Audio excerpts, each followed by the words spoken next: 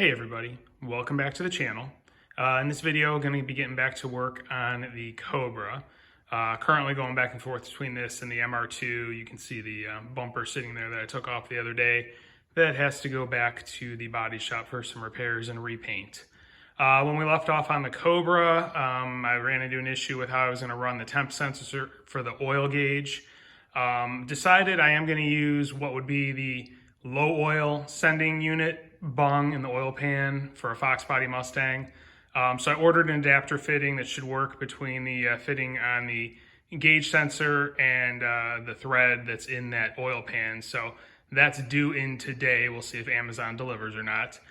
So first thing I'm gonna do is get to work on draining the oil out and get prepped to pull that bung out of the side of the oil pan. All right, so here we are under the car. Just finished draining the oil, removed, both of the plugs, got everything out. Oil didn't look too bad. I mean, it hadn't looked bad on the dipstick, but I did plan on changing it because no idea when it was last changed by the previous owner. It could be years old for all I know. So that is out. And then, as I was saying, right here is where I'm going to install the temp sensor, which you can see resting up on the clutch cable. This is what would be your low oil sensor in a Fox Mustang. For some, it looks like this was like filled in with JB Weld or something, because it's, you can feel something in there. The sensor would normally slide in, clip in. But from what I found online, this is like an M20 1.5, I think it was, fitting. So I ordered, like I said, the adapter, which will thread into there, and then the fitting on the bung will thread right into that. So I'm going to go ahead and get a wrench, get this pulled out of the pan in preparation for the adapter fitting, which should arrive later today. All right, and there it is, sensor removed. You can see the hole there. So yeah, just have to wait now to get the adapter fitting, and then I can go ahead and get that installed, seal it up, and then install the temperature sensor, and we should be good to go with this oil temperature gauge. All right, it's the next day since Amazon took their good old time and didn't drop off the fitting till late last night, so I couldn't get back out here.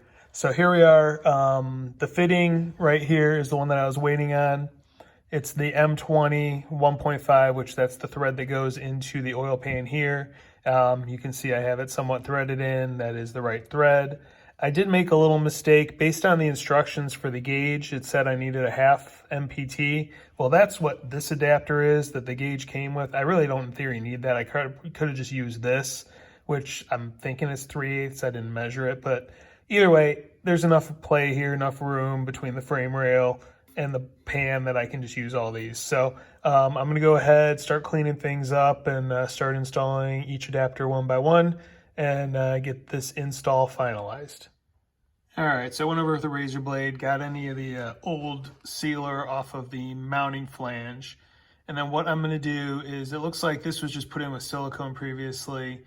I'm going to use the fitting that I showed you. And then I also found a copper washer that's big enough to fit over it.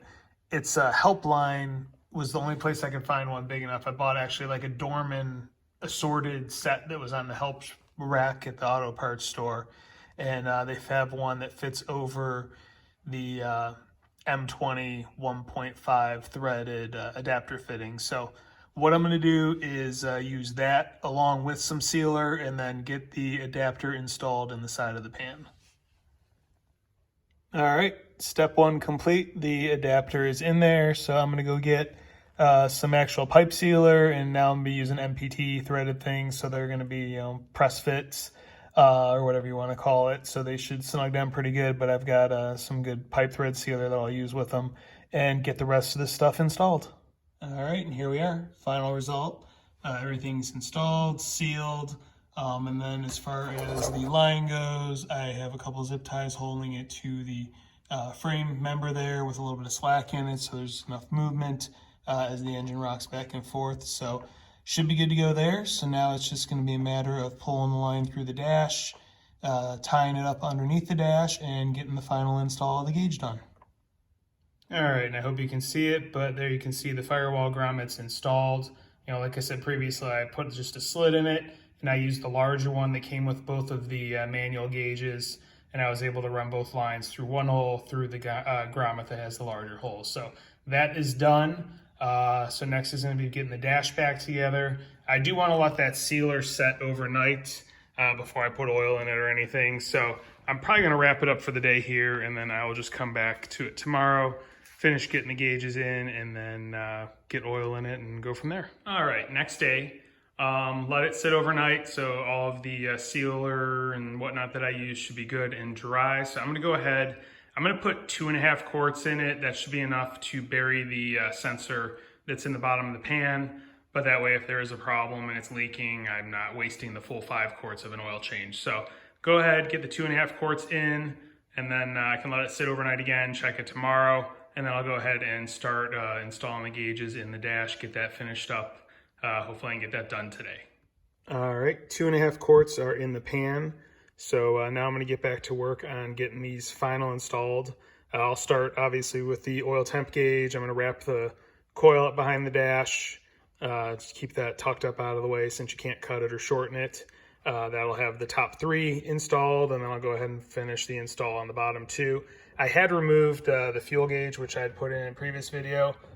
I went and I actually got some permanent marker, Sharpie, and covered where it was white, where the vinyl was showing that it was cut ever so slightly short, and it actually blends a lot better. It doesn't stick out anymore. Now it just kind of looks like a shadow off the chrome. So pretty good with that now, how that turned out. I still have to remount the gauge. It's the bracket's not on it. It's just loosely put in there along with the voltage gauge. So I'm going to get to work, get these things installed, and get this finished. All right, here we are. All 5 gauges are installed. Everything's wired back where it's supposed to be. The retaining tabs are all behind them, the brackets and whatnot. I'm pretty happy with how it turned out. You know, like I said, with the fuel gauge, you can see it's pulling out a little bit.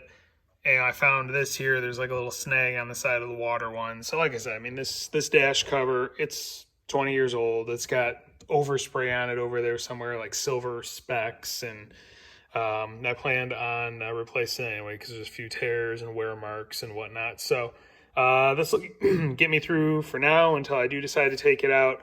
I really don't want to take the dash out again anytime soon.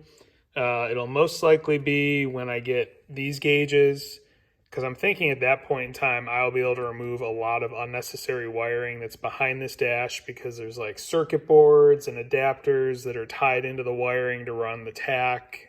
I think it is, at least.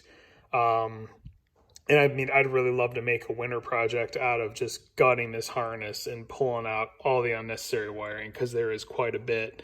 I mean, in theory, the EEC wiring harness only needs a few feed wires, and this thing doesn't have a radio or anything else. So I should, in theory, be able to pull a lot out of it if I want to spend the time doing it. So, but anyway, that's it for now. The gauges are installed, light up nice. You know, dimmer works as it's supposed to on all of them. So yeah, very happy with how that turned out. You know, unfortunately, there is no lighting on these 3. So, you know, eventually I will replace those. I do have the tach. I'm still waiting to get the speedometer and the oil pressure gauge. It's kind of one of those things where, you know, buying them piecemeal is, you know, I have money laying around to do it because, you know, like I said, I've got the other project car sitting right next to me that this is taking some money and time as well. So I got to balance the budget between the multiple projects. There's also the big blue one out in the driveway. So yeah, so I'm going to come back tomorrow morning or tomorrow evening, see if there's any leaking. If not, I can finish filling up the oil pan, swap the filter, and get this thing back on the ground, fire it up, and make sure everything works as it should, but we should be good to go. All right, so it is now Saturday. So it's been about a day and a half since I put this in. Didn't have a chance to get out here last night after work. Was just too tied up with other stuff. So getting to work on it now and checking it out. Everything looks good. There's no signs of oil. Everything's dry and whatnot. So we are good to go to finish filling this thing up with oil, change the filter, and put it back on the ground, fire it up, make sure all the gauges work, and call this job done. So I am going to go ahead, get all that taken care of, and yeah, we'll get this thing put back on the ground. All right, well, all set. Just finished running it. Got it warmed up, as you can see here on the mechanical gauges. It's starting to read temperature on the oil, so that works. Water temperature's reading. Yeah, everything's turned off right now, but turn it on. Everything works as it should. Everything lights up as it should. So yeah, pretty happy. Oil's been changed as well. Fresh Mobil 1 5W30 and a Wix Racing 51R filter, I think it is. Something along those lines, or maybe it's 51515R, whichever it is. It's the Wix Racing filter that's right for this engine. But yeah, everything's installed, good to go. So I think this is job done as far as getting those gauges in. Very happy with how they look. Looking forward to, over the winter time, getting the correct speedometer and oil pressure gauge and getting that installed. Yeah, it's 51515R is the oil filter. Just wanted to verify for y'all. So yeah, that's about it at this time. So I'm gonna end this video now. Next video is likely gonna be off-roading with the Gladiator, because I'm supposed to do that tomorrow. And I also have one that I started on the MR2 while I was waiting for parts to come in to finish this job. So yeah, there will definitely be a couple videos coming up pretty soon. The Gladiator one will probably be tomorrow-ish, and then yeah, there'll probably be an MR2 one coming up sometime next week. Yeah, as I said, it's Saturday now. So if you like what you see, please like, please subscribe, please hit the notification bell. Definitely more coming on these vehicles. And thank you for watching, and have a great day.